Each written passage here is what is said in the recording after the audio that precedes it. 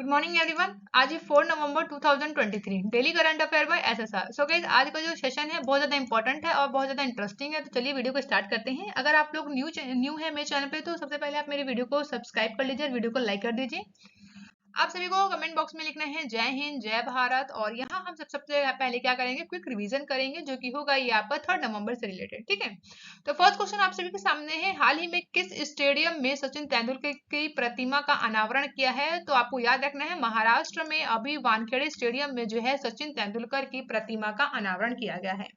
वहीं अभी जो है किसे world life photography of the year पुरस्कार सम्मानित किया गया? तो विहान ताल्या जो है, इन्हीं को अभी जो है world life photography of the year पुरस्कार से सम्मानित किया है। वहीं भारत में बेसिकली अभी जो है city of literature and music घोषित किन राज्यों को किया गया है? तो याद रखिएगा, केरल और मध्य प्रदेश के दो शहर हैं, उनको जो है अभी बेसिकली क्या किया गया है कि city of literature and city of music घोषित किया है। तो जल्दी से कमेंट बॉक्स में बताइए उन दो शहरों के नाम। ठीक है, नेक्स्ट क्वेश्चन है कि किसे बेसिकली अभी 54वें IFFI में अंतरराष्ट्रीय जूरी पैनल का अध्यक्ष चुना गया है? तो याद रखिएगा, शेखर कपूर को चुना गया है। वही खबरों में रहा अभी अखोरा अगरतला रेलिंग किन दो देशों के बीच की परियोजना है? तो याद रखना है, भारत और बांग्लादेश की ये परियोजना है।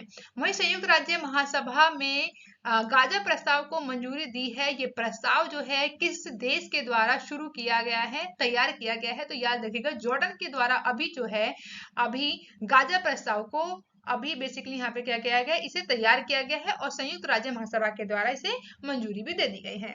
वहीं अभी हम बात करेंगे नेक्स्ट क्वेश्चन की, हाल ही में अभी जो है EPFO के अभी 71वें स्थापना दिवस का उद्घाटन कहाँ किया गया है? तो याद रखिएगा, दिल्ली में, नई दिल्ली में। ठीक है, किसे सामाजिक कार्यकर्ता को रोहिणी नैयर पुरस्कार 2023 सम्मानित किया गया है? तो याद रखिएगा, दीनानाथ राजपूत को अभी जो है इस पुरस्कार से सम्मानित किया है। वही भारतीय संस्कृति का जश्न मनाने के लिए दिव्य रामलीला प्रदर्शनी का आयोजन हुआ है। तो याद रखिएगा, दुबई में इसका आयोजन किया गया है। वहीं 10 दिवसीय उत्तराखंड महोत्सव कहाँ शुरू किया गया है? तो उत्तर प्रदेश में अभी शुरू किया है। तो चलिए, यहाँ तक हमने किया है क्विक रिवीजन। अब आज का सेशन स्टार्ट करते हैं। आज क्या है, 4 नवंबर है, 2023 है, daily current affair by SSR। First question आप सभी के सामने है, हाल ही में अभी जो है पत्रकारों के खिलाफ अपराधों के दंड समाप्त करने हेतु अंतरराष्ट्रीय दिवस कब मनाया गया है? तो इंपॉर्टेंट है, याद रखिएगा 2 नवंबर को मनाया जाता है। तो चलिए एक बार समझते हैं इसके बैकग्राउंड इन्फॉर्मेशन को। तो पत्रकारों के खिलाफ अपराधों के लिए दंड से मुक्त समाप्त करने के लिए अंतरराष्ट्रीय दिवस विश्व स्तर पर मान्यता प्राप्त अवसर है, जो पत्रकारों और मीडिया कर्मियों को अपने कर्तव्य के दौरान उनको जो सामना करना पड़ता है खतरों और हिंसा पर प्रकाश डालने का काम करता है ये अंतरराष्ट्रीय दिवस, जो कि पूरे विश्व में मनाया जाता है। ओके, बात करेंगे नेक्स्ट क्वेश्चन जो कि सेकंड है, अभी जो है फीफा पुरुष विश्व कप 2034 का जो है इसकी मेजबानी कौन करेगा? तो याद रखना है, सऊदी अरब के द्वारा जो है 2034 में यानी कि 2034 में जो मेंस वर्ल्ड कप होगा फीफा का, वो आयोजन करने वाला है सऊदी अरब। इस बात को आपको याद रखना है। बेसिकली क्या है, यहाँ पे समझते हैं इसकी बैकग्राउंड इन्फॉर्मेशन को। तो 2034 में फीफा विश्व कप का 25वां फीफा विश्व कप होगा, जो कि फीफा के सदस्य संघों के पुरुषों की राष्ट्रीय टीमों द्वारा लड़ा जाने वाला एक बोल सकते हैं कि ये चतुष्कोणीय अंतरराष्ट्रीय फुटबॉल टूर्नामेंट होगा। इसकी मेजबानी कौन करेगा? तो सऊदी अरब के द्वारा इसकी मेजबानी किया जाना है, क्योंकि जो है फीफा 31 अक्टूबर 2023 के समय सीमा में भीतर बोली प्रस्तुत करने वाला एकमात्र देश बना है। तो आपको याद रखना है, इससे पहले जो है सऊदी अरब से पहले ये ऑस्ट्रेलिया को मिलने वाला था, लेकिन यहाँ पर अभी जो है सऊदी अरब को मेजबानी करने का अवसर दिया गया है फीफा विश्व कप 2034 का। ठीक है, इतना आपको याद रखना है। नेक्स्ट क्वेश्चन है थर्ड, हाल ही में किस राज्य में भारत का पहला लेवेंडर फॉर्म बनाया गया है? तो इंपॉर्टेंट है, याद रखिएगा, जम्मू कश्मीर में। तो ऑप्शन ए बिल्कुल करेक्ट है, जम्मू कश्मीर जो है भारत का पहला अभी लेवेंडर फॉर्म बनाया जा रहा है। तो जम्मू कश्मीर जो है वो पहला बन गया है। हाल ही में क्या हुआ है कि भारत का पहला लेवेंडर फॉर्म जम्मू कश्मीर के कठुआ जिले में चल्ला गांव में बन रहा है। वहीं ये कृषि उत्पादन और किसान कल्याण विभाग के अस्तित्व वाली 2 हेक्टेयर की भूमि में इसे फैलाया गया है, जिसमें बेसिकली क्या होगा कि बैंगनी और लेवेंडर क्रांति 2016 में केंद्रीय विज्ञान और प्रौद्योगिकी मंत्रालय द्वारा वैज्ञानिक एवं औद्योगिक अनुसंधान परिषद, जिसको ओरमा मिशन के माध्यम से शुरू किया गया था। इसके साथ ही जम्मू कश्मीर के लगभग 20 जिलों में लेवेंडर की खेती की जा रही है। मुख्यतः ये जो खेती की जाती है लेवेंडर का, और इसका जो ऑयल होता है कम से कम ये 10,000 रुपए प्रति लीटर के हिसाब से बिकता है। वही लेवेंडर जल की बात करें, जो लेवेंडर के तेल से अलग होता है, इसको अगरबत्ती बनाने के लिए प्रयोग किया जाता है।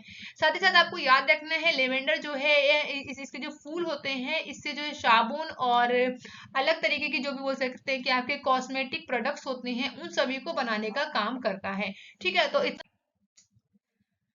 चलिए तो आगे बात करते हैं फोर्थ क्वेश्चन की। हाल ही में विश्व स्वास्थ्य संगठन के दक्षिण पूर्व एशिया क्षेत्र का नेतृत्व कौन करेंगे? तो इनकी इमेज जिनकी आप देख रहे हैं, इनका नाम है साइमा वाजेद। तो ऑप्शन ए बिल्कुल करेक्ट है। तो साइमा वाजेद को अभी WHO के द्वारा दक्षिण पूर्व एशिया क्षेत्र का नेतृत्व करने के लिए दिया गया है।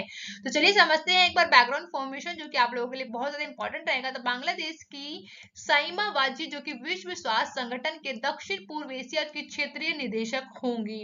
वहीं इस पद के लिए नई दिल्ली में हुए चुनाव में उन्हें जो है नेपाल के शंभू प्रसाद आचार्य से 6 वोट जो है अधिक मिला है। इसी के लिए साइमा वाजेद को विश्व स्वास्थ्य संगठन के द्वारा दक्षिण पूर्व एशिया क्षेत्र के यहाँ पे निदेशक के रूप में चुन लिया है। अब जान लेते हैं यहाँ पे विश्व स्वास्थ्य संगठन के बारे में। तो आपको पता ही होगा विश्व स्वास्थ्य संगठन की स्थापना कब की गई थी? तो याद रखना है 1948 में किया गया था। वहीं ये किसके द्वारा बनाया गया? तो संयुक्त राष्ट्र की विशेष एजेंसी के रूप में ये काम करता है, जो कि स्वास्थ्य के क्षेत्र में काम करता है।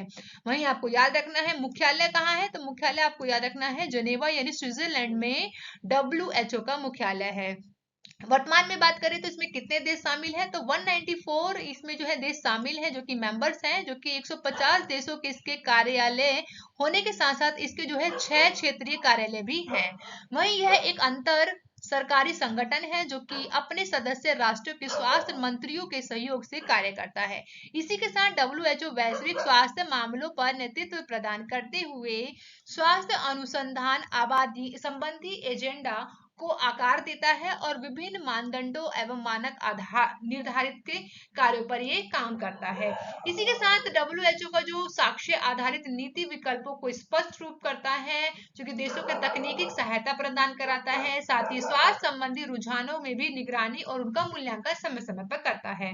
इसके साथ ही WHO के द्वारा जो है 7 अप्रैल 1948 को कार्य को बोल सकते हैं कि WHO के द्वारा आरंभ किया गया था। वर्तमान में जो है 7 अप्रैल के दिन को ही हम क्या मनाते हैं?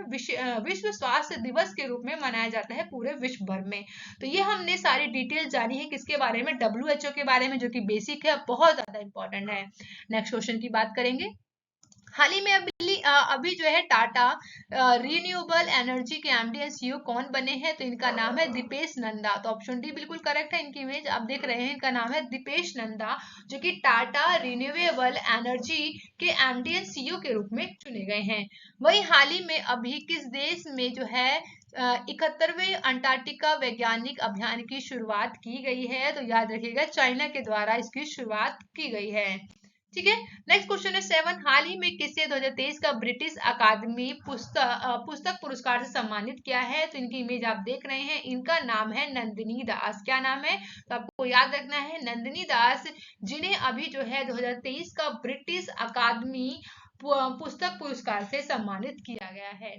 भारत में जन्मी लेखिका नंदिनी दास, जो कि उनकी पुस्तक क्या नाम है? इनकी पुस्तक का नाम आपको याद रखना है। इनकी पुस्तक का नाम है कोटिंग इंडिया। ठीक है, कोटिंग इंडिया, जो कि इंग्लैंड मुगल इंडिया और द ओरिजिन ऑफ एम्पायर को लेकर ग्लोबल कल्चर और अंडर स्टैंडिंग के रूप में यहाँ पर 2023 के ब्रिटिश अकादमी बुक प्राइज जीता गया है। तो इनकी पुस्तक जो है ना वो बहुत ज्यादा इंपॉर्टेंट है, उसे याद रखिएगा। ठीक है, और यह एक प्रमुख अंतरराष्ट्रीय गल्प पुरस्कार है, जिसमें बेसिकली इनाम के तौर की बात करें तो इनाम कितना मिलता है? 25,000 पाउंड की राशि दी जाती है।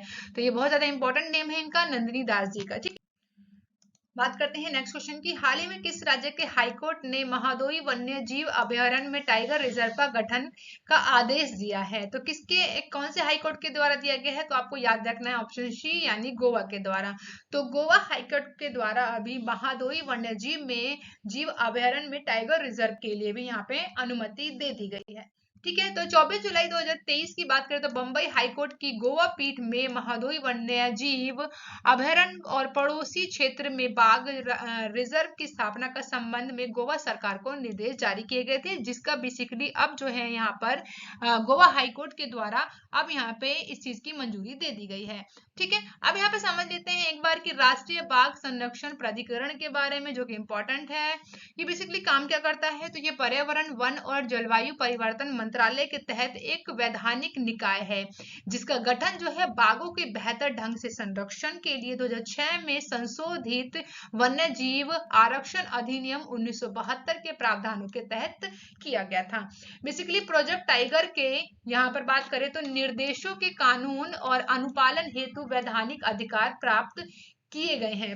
मतलब कि यहाँ पे जो है प्रोजेक्ट टाइगर है ना, उसमें जो भी कानूनी जो भी इसके जो रूल रेगुलेशन है कि कैसे आपको टाइगर को रिजर्व करना है, कैसे उनकी संख्या को बढ़ाना है, उसके लिए वैधानिक अधिकार दिए गए हैं, जो भी प्रोजेक्ट टाइगर आपको बोल सकते हैं कि स्टार्ट किया गया। ठीक है, तो आपको बताना है कमेंट बॉक्स में कि प्रोजेक्ट टाइगर जो है किस वर्ष इसे लाया गया था। ठीक है, अब बात कर लेते हैं एक बार गोवा के बारे में। तो आप लोगों को पता है गोवा की राजधानी क्या है, पणजी जो है गोवा की राजधानी है। अगर इसकी गठन की बात करें तो कब हुआ था, तो 30 मई को किया गया था। आपको याद रखना है 30 मई को किया गया था। ठीक है, और 1987 में कब किया गया था, 1987 में गोवा को यहाँ पे बोल सकते हैं कि गठित किया गया था। साथ ही आप लोगों को पता होगा कि राज्यपाल कौन है गोवा के, तो याद रखिएगा श्रीधन पिल्लई है। तो क्या नाम है यहाँ पे गोवा के गवर्नर का, तो याद रखिएगा गोवा के जो गवर्नर हैं उनका नाम याद रखना है आपको, PS श्रीधन पिल्लई है। वहीं आपको पता है मुख्यमंत्री कौन है, तो याद रखिएगा CM कौन है गोवा के, तो प्रमोद सावंत है। इतना आपको गोवा के बारे में याद रखना है।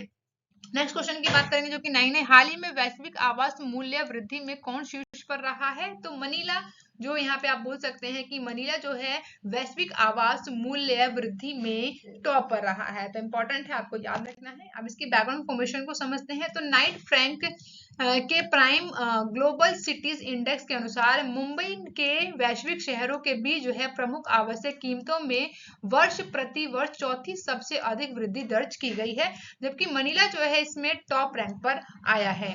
मुंबई के वैश्विक शहरों के बीच प्रमुख आवश्यक कीमतों में प्रति वर्ष चौथी सबसे अधिक वृद्धि हासिल करने वाला शहर बन गया है आपका मुंबई, और मनीला के प्राइम ग्लोबल सिटीज इंडेक्स में शीर्ष पर रहा है कौन, मनीला। ठीक है, तो आपको याद रखना है।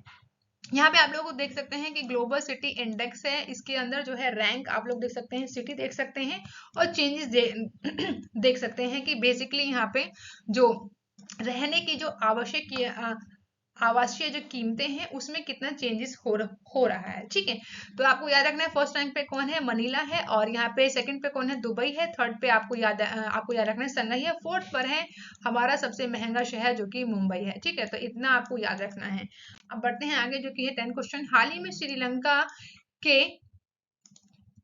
में श्रीलंका के त्रिकोणमाली में भारतीय स्टेट बैंक की शाखा का उद्घाटन किया गया है। तो किसने किया है, कहां पर, श्रीलंका के त्रिकोणमाली में। ठीक है, तो किनके द्वारा किया गया है, तो इमेज देख के आप लोगों को क्लियर हो गया होगा। तो ऑप्शन बी बिल्कुल करेक्ट है, यानी निर्मला सीतारमन जो कि वित्त मंत्री है हमारी।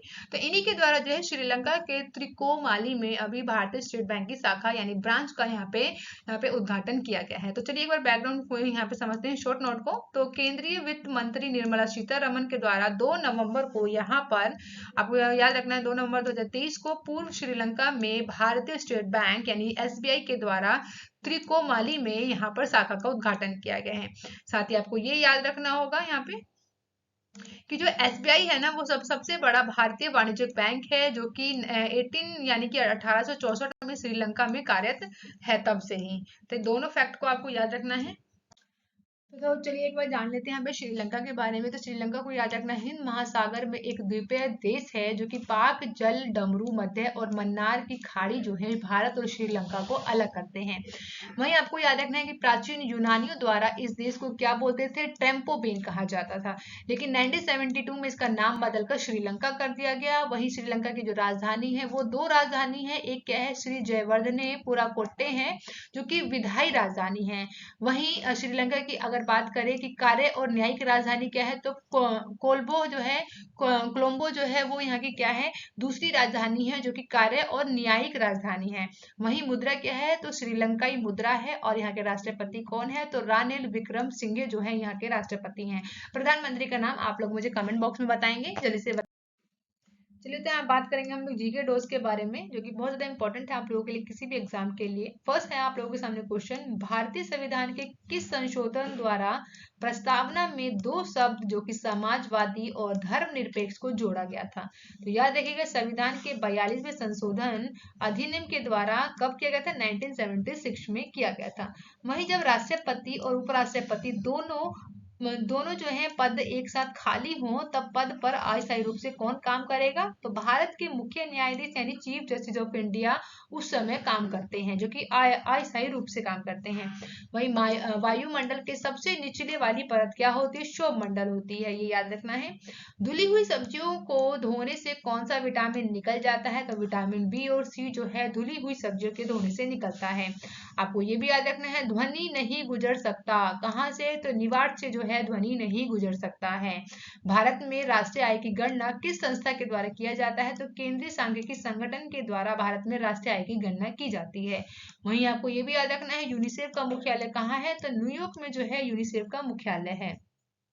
नेक्स्ट है कि डूरंट रेखा जो है किन दो देशों की सीमा है, तो डूरंट रेखा की बात करें तो पाकिस्तान और अफगानिस्तान की रेखा है जो दोनों देशों को अलग करती है। तो इंपॉर्टेंट है डूरंट रेखा। नेक्स्ट है कि कौन सी मिट्टी जो है कपास की खेती के लिए, ठीक है, तो यहाँ पे याद रखना कपास की खेती के लिए उपयुक्त होता है। तो काली मिट्टी जो है वो कपास की खेती के लिए बहुत ज्यादा उपयुक्त होती है। तो आपको यहाँ याद रखना है, जो भी हम लोगों ने 10 क्वेश्चन किया है जो कि इंपॉर्टेंट है। अब बात करते हैं यहाँ पे क्वेश्चन ऑफ द डे का। तो आज का क्वेश्चन क्या है, हाल ही में स्टेडियम में सचिन तेंदुलकर की प्रतिमा का अनावरण किया गया है, किस स्टेडियम में किया गया, ऑप्शन आप सभी के सामने है, कमेंट बॉक्स में आपको आंसर बताना है। चलिए यहाँ पे हम लोग एक बार बात कर लेते हैं answer of the last video, जो कि मैंने लास्ट वीडियो में आप लोगों से क्वेश्चन पूछा था, उसके आंसर की बात करेंगे। तो हाल ही में अभी एआई सुरक्षा पर पहले वैश्विक नेताओं का शिखर सम्मेलन कहाँ आयोजित किया गया, तो कहाँ किया गया है, इंग्लैंड में किया गया था। तो ऑप्शन ए बिल्कुल करेक्ट है यहाँ पे। Thank you for watching guys, मिलते हैं नेक्स्ट वीडियो में। आप अपना बहुत ज्यादा ध्यान रखिए, वीडियो को लाइक एंड शेयर करना मत भूलिएगा। Bye bye guys and take care.